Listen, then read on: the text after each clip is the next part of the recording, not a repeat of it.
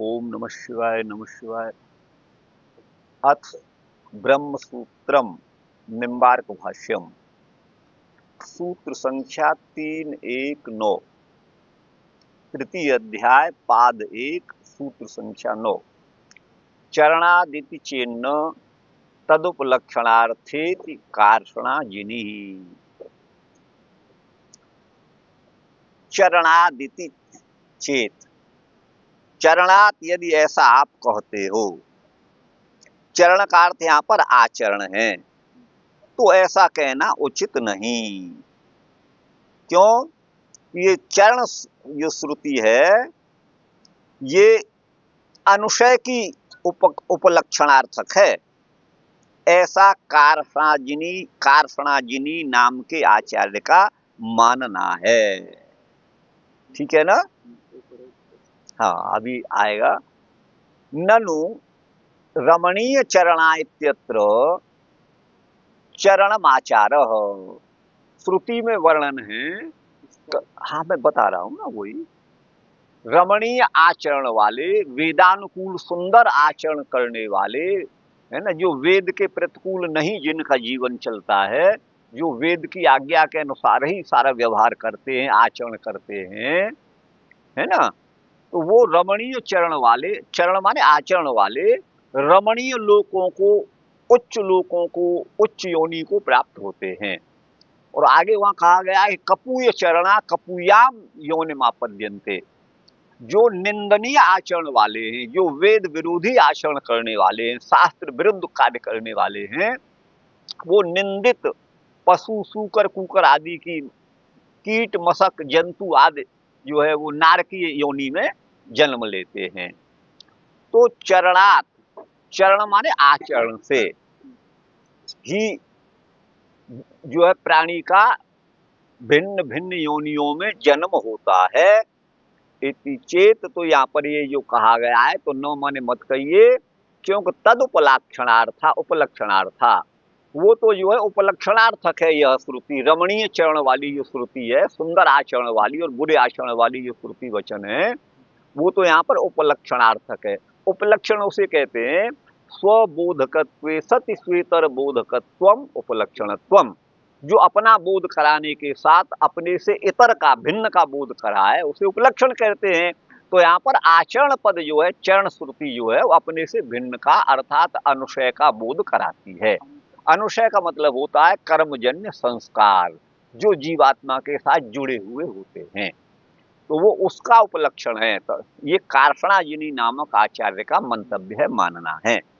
उसी बात को भगवान निम्बार्काचार्य यहाँ कहते हैं, ननु रमणीय चरणा इत्यत्र, रमणीय माने सुंदर आचरण करने वाले, यहाँ पर जो चरण शब्द का उल्लेख है, वो चरण का अर्थ है वहां पर आचार। आचार का मतलब है आचरण। सुंदर आचरण करने वाले सुंदर योनि को प्राप्त होते हैं। निकृष्ट कपूय आचरण करने वाले, कपूय माने निकृष्टहीन योनियों में जाते हैं। तो बोले ये जो है तस्माद एव इष्ट सिद्धौ न सानुशयस्य अवरोह। तो प्रश्न यहाँ पर आगे से ये था कि जीवात्मा जब एक देह से दूसरे देह में जाता है, अथवा स्वर्ग में भोग भोगने के बाद जीवात्मा का जब पुनः मृत्यु लोक में आगमन होता है, क्षीणे पुण्य मर्त्य लोक जो कहा गया है, पुण्य क्षीण होने पर पुनः मृत्यु लोक में आना पड़ता है, तो ये जो है व्यक्ति वहां से अपने अनुशय को लेकर के आता है। अनुशय कहते हैं कर्मजन्य संस्कार। संस्कार भी चरण माने आचरण से ही बनते हैं। तो वो जो है आचरण से उत्पन्न ही वस्तुतः अनुशय होता है, जो अदृष्ट है, जिसको हम अदृष्ट भी कह सकते हैं, जिसे धर्म अधर्म रूप अदृष्ट भी कह सकते हो, अनुशय भी कह सकते हो। तो वो जो है तो यही कहते हैं न सानुशयस्य अवरोह।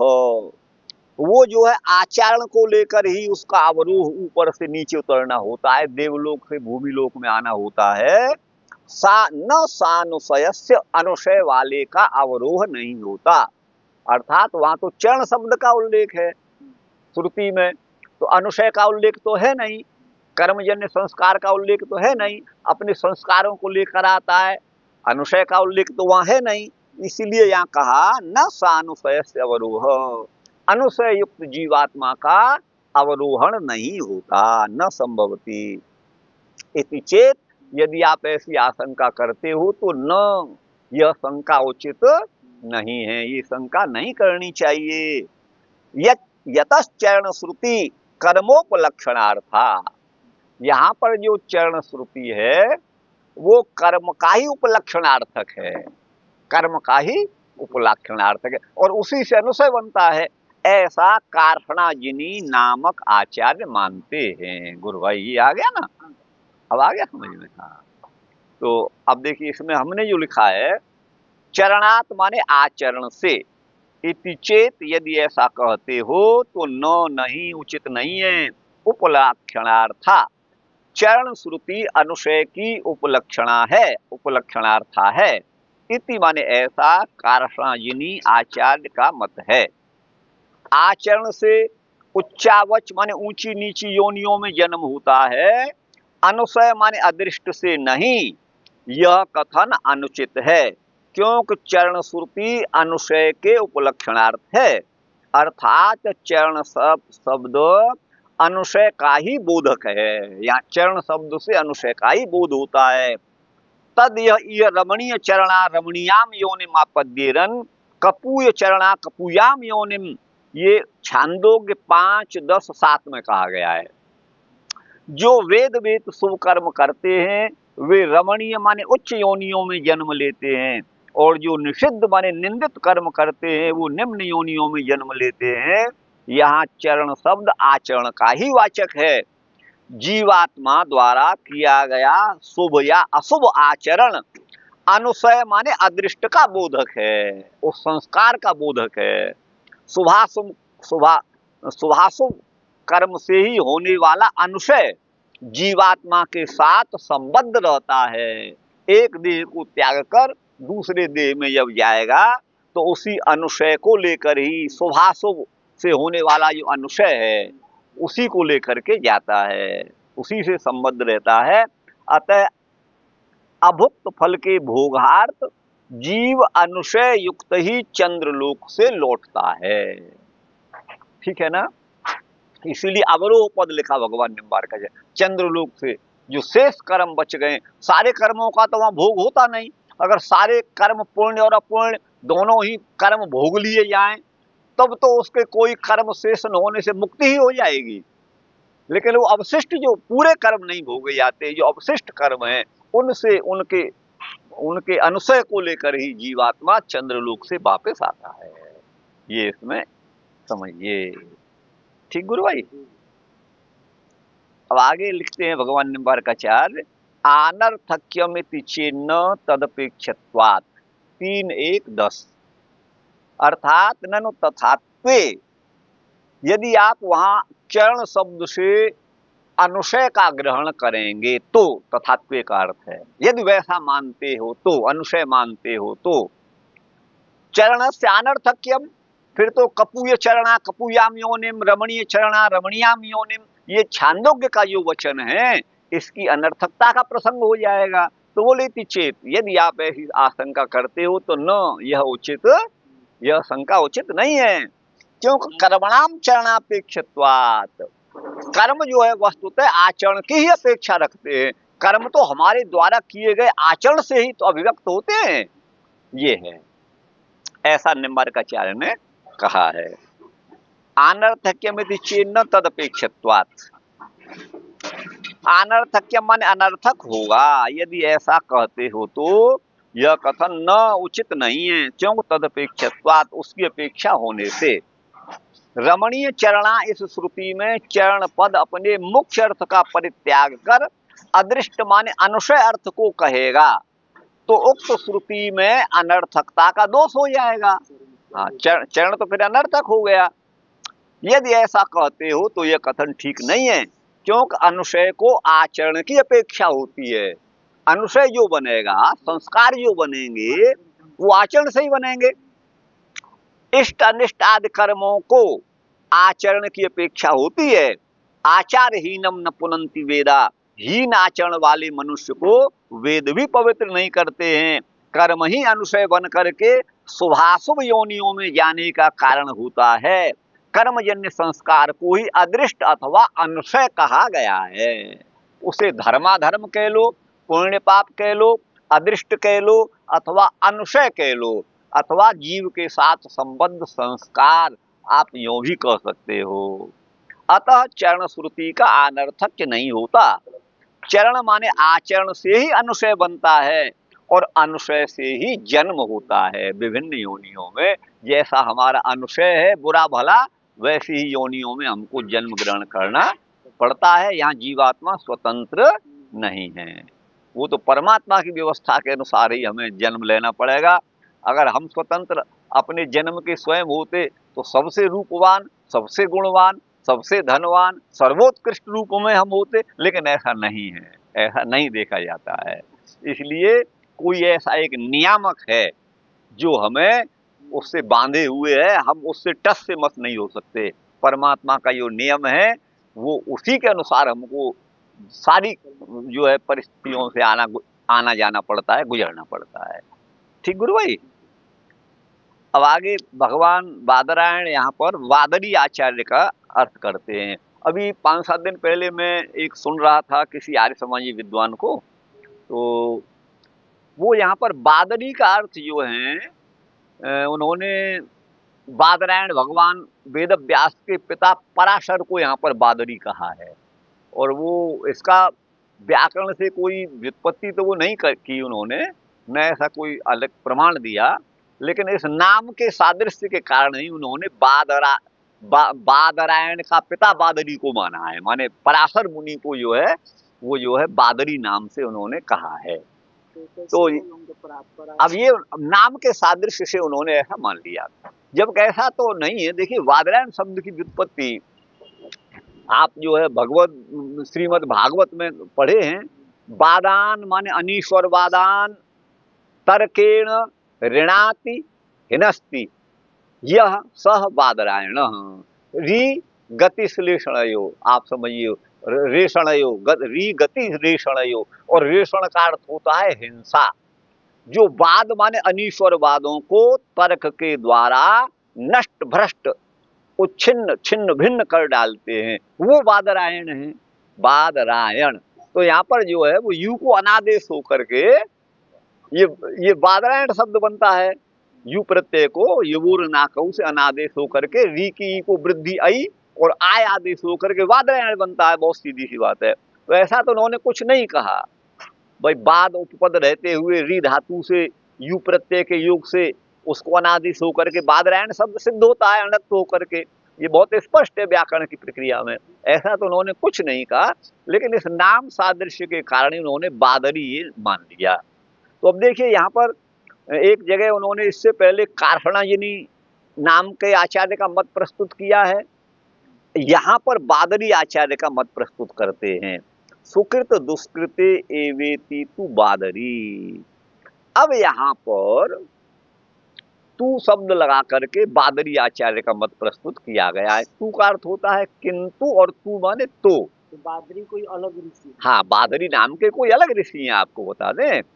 अब वो आर्य समाज के अनुसार बादरायण भगवान वेद व्यास के पिता भी हो सकते हैं और इतर भी हो सकते हैं, आप समझ गए ना। लेकिन वो बादरायण तो नहीं है, क्योंकि बादरायण तो वो उनका बादरी का मत दे रहे हैं। लेकिन बादरी के पुत्र अगर भगवान बादरायण होते है ना, तो थोड़ा और आदर के साथ उनका यहाँ पर उल्लेख वो करते, सभी ऋषियों के साथ उनको कोई ऐसा एक शब्द वो जरूर लिखते यहाँ अपने पिताश्री का मत प्रस्तुत करते हुए उनको गर्वानुभूति होनी चाहिए थी। लेकिन ऐसा यहाँ ऐसा कुछ नहीं दिख रहा है। तो जैसे कारहणाजिनी का मत रखा, अन्य आचार्यों का मत रखा, वैसे आचार्य बादरी को भी उन्होंने रख दिया। तो हम तो नहीं कह सकते उस आर्य समाज के मुख से सुने हुए उस वचन को वो आर्य समाज ने कहा है इसलिए हम उसे अप्रामाणिक नहीं मानते। हम इसलिए अप्रामाणिक मान रहे हैं कि हमें हमारे गले नहीं उतर रहा है। हमारी दृष्टि में तो बादान अनीश्वर बादान तर्केण ऋणाति माने छिन्नति भिन्नति वा खंडयति वा, यह सब बादरायण, वो ये जो है बादरायण अर्थ होता है। अब इन्होंने वो बादरी से उन्हीं को माना है। अब जो भी हो चलिए, सुकृत दुष्कृते एवेति तु बादरी। सुकृत दुष्कृते कर्मणि, सुकृत माने पुण्य कर्म और दुष्कृत माने अपराध पूर्ण गलत कर्म, वही चरण शब्द से यहाँ पर कहे गए हैं। जो चरण श्रुति में ऐसा बादरी नामक आचार्य मानते हैं। ठीक गुरु भाई। अच्छा, आगे कहते हैं जब उनका प्रसिद्ध नाम जो है पराशर है, तो फिर बादरी उनसे कहना समझ में नहीं आ रहा है। भाई ये तो भगवान बदरी वन संप्रीतो व्यास सत्यवती सुत, ये गोपाल सहस्रनाम में लिखा हुआ है। बदरी वन में रहकर इन्होंने तपस्या की थी, तो बादरायण उस दृष्टि से भी आपको बता दें। ठीक है ना। तो माने बदरी नाम समूह बादरम, तस्य समूह शब्द से, बदरी शब्द से, बदरी बेड़िया के पेड़ को, बेर का पेड़ उसको बदरी बोलते हैं। तो बदरी वन संप्रीतो वही लिखा हुआ है, तो उसमें बदरी नाम समूह बादरम, बदरी माने बेड़ियाओं का समूह यहाँ है उसे बादर कहेंगे, है ना। और तदेव आयनम यस्य स बादरायण, वही जिसका निवास स्थान है वो बादरायण है। आयन इस तरह से भी हम बादरायण का अर्थ करते हैं, लेकिन इन्होंने बादरी के साथ जोड़ दिया है, तो बादरी को जो है पराशर के साथ जोड़ा है कुछ लोगों ने। तो बद्री आचार्य को मानते। हाँ, वो आचार्य हैं, बादरी नाम के आचार्य ही है।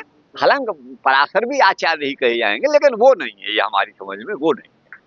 चलिए आगे चलते हैं। तो सुकृत और दुष्कृत माने पुण्य और पाप कर्म ही जो यहाँ पर चरण शब्द से कहे गए हैं। जो रमणीय चरण वाली श्रुति है, कपूय चरण वाली श्रुति है, वहां पर सुकृत और दुष्कृत माने पुण्य पाप को ही लिया गया है, चरण शब्द से कहा गया है। ऐसा आचार्य बादरी का मंतव्य है गुरु भाई। हाँ,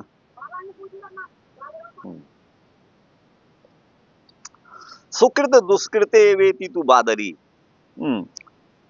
अच्छे और बुरे कर्म ही, ऐसा तो बादरी आचार्य का मत है। उत्तम एवं अधम कर्म ही चरण शब्द से कहे गए हैं। आचरण एवं कर्म समानार्थक हैं। पुण्य एवं पाप कर्मों से ही अनुशय बनता है। अनुशय माने कर्मजन्य संस्कार, और वही जन्म का कारण होता है। ठीक गुरु भाई। अच्छा, अब आगे है यहाँ अगला सूत्र है अनिष्टादि कारणामपि च श्रुतम।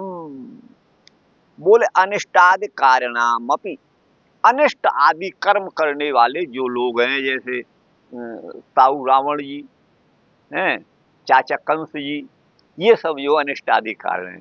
तो बोले अनिष्टादि कारणामपि, जो अनिष्ट आदि कर्म करने वाले हैं उनके बारे में भी श्रुतम सुना जाता है। क्या सुना जाता है? तो निम्बार्काचार्य कहते हैं अनिष्टादि कार्य गतिश्च चिंत्यते। जो अनिष्ट आदि कर्मों का संपादन करते हैं, आचरण करते हैं, उनका चिंतन, उन पर विचार किया जाता है। तत्र तावत पूर्व पक्ष, पहले पूर्व पक्ष को रखते हैं, सिद्धांत पक्ष को नहीं, जिसका खंडन आगे करेंगे पूर्व पक्ष का। निषिद्ध सक्तानाम विहित विरक्तानाम, विरिक्तानाम कर दिया है। जो निषिद्ध कर्मों में तो आसक्त हैं, माने ब्राह्मणों न हंतव्य, ब्राह्मण के हनन का निषेध श्रुति में किया गया है। मद्यपान का निषेध श्रुति में किया गया है। अक्षयमादिव्य, जुआ मत खेलो, ये श्रुति में कहा गया है। जुआ खेलने का निषेध किया है। इन निषिद्ध कर्मों में जो आसक्त हैं उनको यह निषिद्ध सक्ता नाम कहा गया है। और विहित विरिक्ता नाम, विरिक्त अर्थ तो वही निकलता है, लेकिन विरक्ता नाम होता तो और अच्छा रहता। जो विहित कर्म है, विहित कर्म क्या? स्वाध्यायो अध्येतव्य, प्राणी को स्वाध्याय, मनुष्य को स्वाध्याय करना चाहिए। आचार्य देवो भव, आचार्य में देव बुद्धि, पूज्य बुद्धि रखनी चाहिए।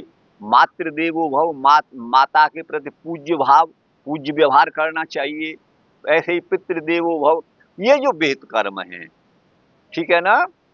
तो ये जो विहित, ऐसे विहित कर्मों से जो विरक्त हैं, अर्थात विमुख हैं, वैराग्य उनको भी पूरा है। सत्पुरुषों को तो वैराग्य है निषिद्ध कर्मों से, लेकिन निषिद्ध कर्म करने वाले लोगों को भी बड़ा भारी वैराग्य है, वो भी वैरागी हैं। उनको काय से वैराग्य है? शुभ कर्मों से वैराग्य है। आप समझ गए ना। जैसी आसक्ति सत्पुरुष की शुभ कर्मों में होती है, समझ गए ना। वैसी ही आसक्ति दुरात्मा को अपुण्य पाप कर्मों में आसक्ति होती है। आप समझ गए ना, उसको वहां विरक्ति है, उसको वहां विरक्ति है। शुभ कर्म करने वाले को तो गलत कामों से वैराग्य है, और गलत काम करने वाले को शुभ कार्यों से वैराग्य है। अब इस संप्रदाय में एक जो है ताऊ जी थे, उनका नाम धुंधकारी था, वो भी आते थे। तो वो कहते थे कि तुम धन कहाँ है बताओ, हनमी लत्तया न चेत, नहीं तो तुम्हें लात से मारूंगा, अपनी माँ से कहता था धुंधकारी भागवत में। और उसने बेचारी ने कूपे पाता कृतः रात्रि के कुएं में कूद कर अपनी जान झोंक दी। माँ ने कष्ट कष्ट पिता माने बेटे के द्वारा प्रदत्त कष्ट को नहीं सहन कर पाई। तो उसको जो शुभ कर्म से जो वैराग्य था, वैराग्य उसको भी था।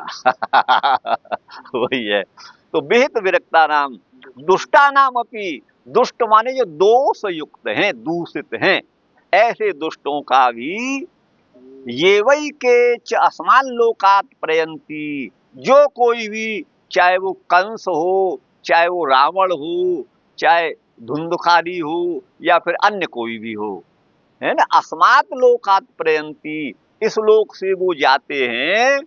चंद्रमसम ते सर्वे गच्छन्ति, वो सब चंद्रलोक को जाते हैं।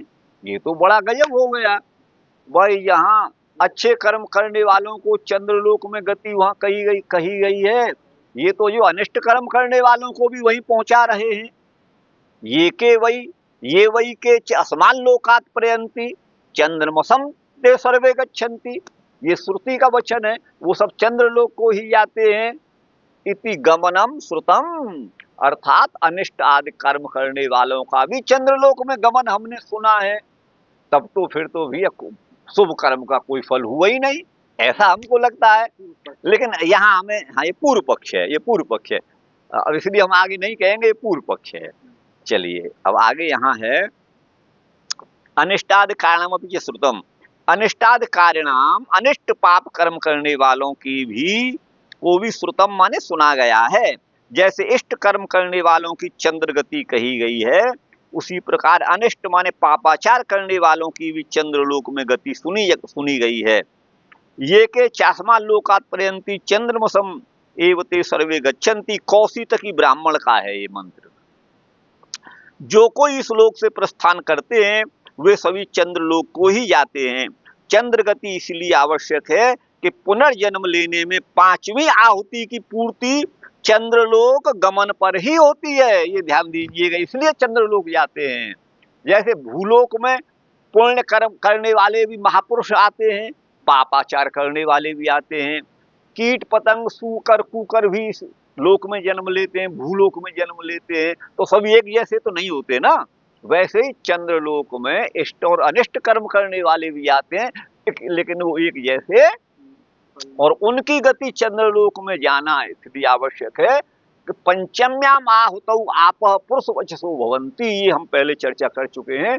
पांचवी आहुति में जो आपः माने जल है, वो जो है पुरुष संज्ञक होता है। इसकी व्याख्या हम कर चुके हैं, आपको ध्यान होगा। तो इसलिए उनका चंद्रलोक यहाँ गति कही गई है, उत्पन्न होती है। किंतु इष्ट कर्म करने वालों से अनिष्ट कर्म करने वालों में यह भेद है कि इष्टाधिकारी आत्माओं को वहां भोग प्राप्त होते हैं, चंद्रलोक में दिव्य भोगों को भोगते हैं इष्ट कर्म करने वाले, शुभ कर्म करने वाले, और अनिष्ट कार्यों को वहां भोग प्राप्त नहीं होती। अतः इष्ट कर्मों की सार्थकता होती है। अभिष्ट जो कर्म है वो सार्थक है, निरर्थक नहीं है। ठीक गुरु भाई। संयमने त्वनुभूय इतरेषाम आरोहावरोहौ तद्गति दर्शनात्। संयमन कहते हैं यमराज की पुरी को, नगरी को, यमलोक को संयमन, जहां पर मार मार के डंडा सबको संयमित एक लाइन में खड़ा कर दिया जाता है, सब डर के मारे थर थर कांपते हैं। संयमने माने यमलोक में, तो तू माने तो, अनुभूय माने अपने कृत कर्मों का फल अनुभव करके, इतरेषाम आरोहावरोह अवरोहौ, अवरोहौ, ये इस पर एक डंडा हटा दो, ओ है, औ नहीं है यहाँ पर, औ है, ओ होना चाहिए, औ नहीं होना चाहिए, यहाँ औ दिया गया है। हाँ, तो संयमन माने उस यमालय में अपने दुखों का अनुभव करके अनिष्टाधिकारी जो हैं ना, उनका चंद्रमंडल में आरोह और फिर वहां से अवरोहण होता है। ठीक है ना। तदगति दर्शनात्, ऐसी गति उनकी देखी जाती है। यमालये, संयमने माने यमालय में, यम के घर में, दुखम अनुभूय, दुखों का अनुभव करके, इष्टाधिकारिणाम चंद्रमंडलारोहावरोह, चंद्रमंडल में आरोहण और अवरोहण उनका अपने अशुभ कर्मों को भोग कर ही होता है गुरु भाई। और ये श्रुति कहती है पुनर्वसमापद्यते में वैवस्वतम संयमनम जनानाम। भगवान कहते हैं, या यमराज के मुख से भगवान कह रहे हैं, अनिष्ट कर्म करने वाला मनुष्य, प्राणी, जीवात्मा, वो बार बार मेरे बस में आता है। वो फिर गलत कर्म करता है, फिर उसे पकड़ लेता हूँ, फिर करता, फिर छोड़ता नहीं हूँ, मतलब उसे। तो पुनर्वसमापद्यते में मेरे बस में आता है। तो वैवस्वतम संयमनम जनानाम, देखिए विवस्वान भगवान सूर्य का नाम है, और विवस्वान का पुत्र वैवस्वत यमराज है। तो यमलोक जो है वो जनानाम माने मनुष्यों को संयमित करने वाला, नियंत्रण में रखने वाला, कर्म फल भुगाने वाला, भुगताने वाला वो कहा गया है। इति यमालय गमन दर्शनात्, उनका यमालय में गमन, अनिष्ट कर्म करने वालों का यमलोक की यातनाओं को झेलना, ये जो है श्रुति में वर्णित है। ऐसा दर्शन होता है गुरु भाई। ठीक है ना। संयमने माने यमलोक में तो अनुभव करके, इतरेषाम माने अनिष्ट कर्म करने वालों का, आरोह माने चढ़ना, अवरोह माने उतरना, तदगति दर्शनात्, उनकी गति देखे जाने से। अनिष्ट माने पाप कर्म करने वाले जीवात्मा तो यमलोक में यातनाओं को भोग कर चंद्रलोक में केवल आरूढ़ एवं पतित होते हैं। गए का आए, वहां भोग नहीं मिलेंगे उनको, उनको अपने कर्मों का फल यमलोक में मिलेगा, संयमन में। वहां दिव्य भोगों को नहीं भोगते। चंद्रलोक माने स्वर्ग लोक में केवल इष्टापूर्त, दान, यज्ञ आदि शुभ कर्म करने वाले ही सुखोपभोग करते हैं। पाप परायण जीव तो यमपुरी में अपने दुष्कृत का फल भोगते हैं। पापियों का चंद्रलोक में केवल जाना एवं आना ही होता है, कि गए का आए, उन्हें दिव्य भोग प्राप्त नहीं होते।